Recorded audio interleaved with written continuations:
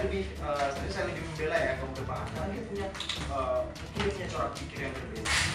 Hanya ada satu kata yang saya yakin salah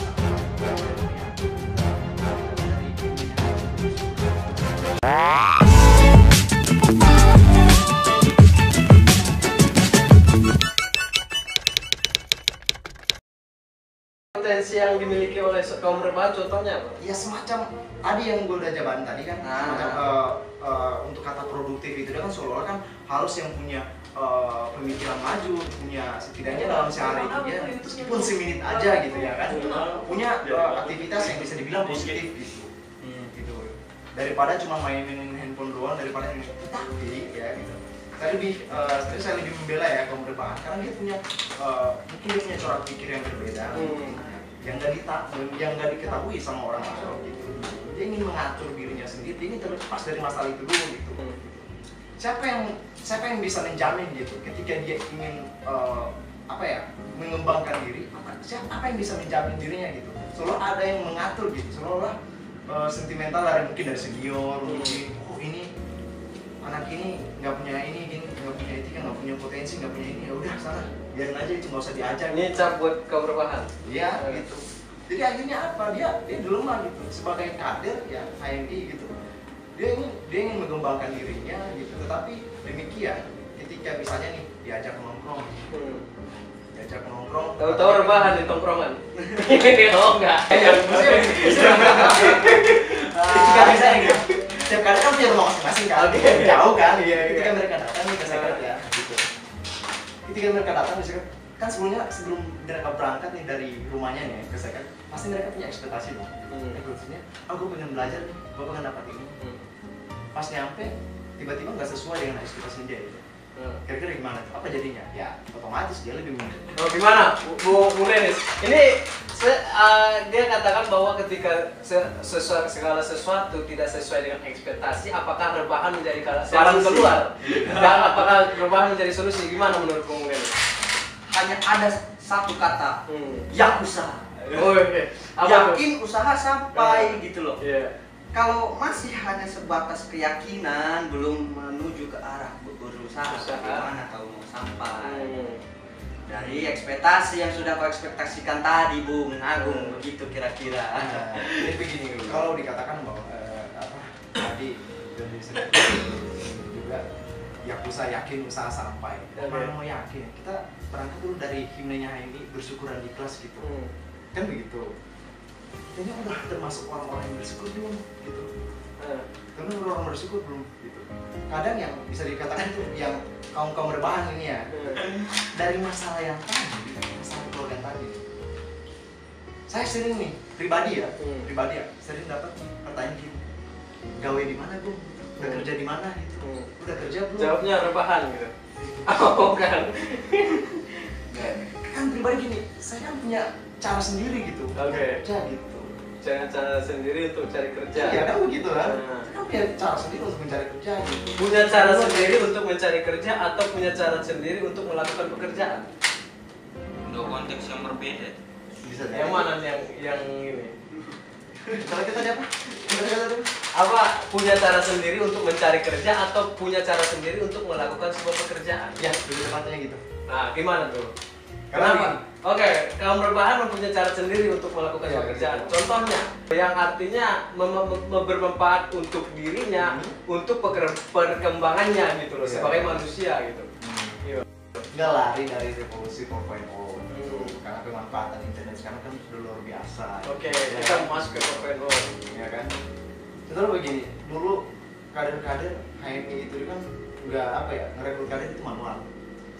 Iya manual, maksudnya langsung diskusi langsung berkomunikasi dengan calon pesertanya gitu, ya kan begitu. Tapi sekarang pemanfaatan itu yang dimana teknologi internet ini dimanfaatkan untuk perekrutan kader gitu, berhasil kan gitu. Sama juga dengan kaum rebahan gitu. Untuk pemanfaatan internet tadi gitu, ingin mengembangkan potensinya dia gitu, dia bisa belajar gitu. Sambil santuy aja ya, hiburan ya kan, gitu. Gak ada artikel bahas apa, pengetahuan, filsafat apa gitu, bisa. Nah, menarik. Nah, Bung Dennis, dia katanya dengan rebahan bisa belajar. Tapi apakah gitu? Iya, apakah apakah menurut Bung Dennis dengan rebahan bisa melakukan suatu aktivitas di mana dalam yang dia pelajari itu? Gimana menurut Bung Dennis? Gimana ya, kalau saya lihat kasusnya seperti itu, dilihat dari perspektif empiriknya yang sudah banyaklah contohnya gitu di luar sana, begitu yang mengecewakan gitu pada akhirnya. Misalkan yang saya Yang harus digaris bawah itu di situ. Mungkin Bung Arif atau Bung Agung pernah mendengar statement seperti ini. Jutaan orang tidak mengetahui atau sadar itu. Misalnya itu yang binomo itu, tahu nggak? Binomo. Ya, contohnya kayak gitu. Nah, ternyata dia juga hanya memainkan peran gitu. Tapi bisa jadi loh kalau kita berbicara tadi sama Bung Karno, bisa jadi Bung Karno memikirkan ideologi bangsa itu dengan rebahan gitu. Gimana kira-kira? Bisa jadi loh ya, bukan ya. Nah. Maksud saya juga salah satu sih seperti itu. Cuman kan lagi-lagi gitu loh. Mumpung masih milenial, masih muda, Masih begitu. usia produktif gitu. Nah, bagaimana itu cara-cara untuk memaksimalkan, mengoptimalkannya, apa namanya, waktu luang ya hari ini sudah kita dapat. Apakah ya kan? Nah, itu apa namanya, digunakan untuk rebahan sepenuhnya atau sebagian. Tapi menarik tadi Bung Agung masuk ke konteks revolusi industri 4.0.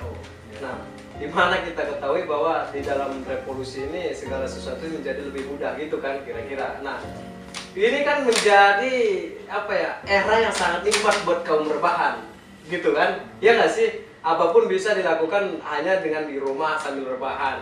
Tapi dan catatan itu di dalam segala sesuatu yang yang diinginkan itu pasti ada yang namanya bayaran dong. Nah, apakah dengan rebahan bisa memaksimalkan bayaran gitu? Menghasilkan gitu ya. Menghasilkan ya. Saya ambil contoh aja ya. Oke. Ada teman saya Aji gitu ya. Aji, dia salah satu kader juga yang di Kopaktek gitu. Ya. Baru gitu. Oke. Ya, pemikirannya kalau soal untuk keilmuan ya biasa gitu. Ya sewajar-wajar senormal-normalnya kader gitu, masih kader baru gitu, ya kan.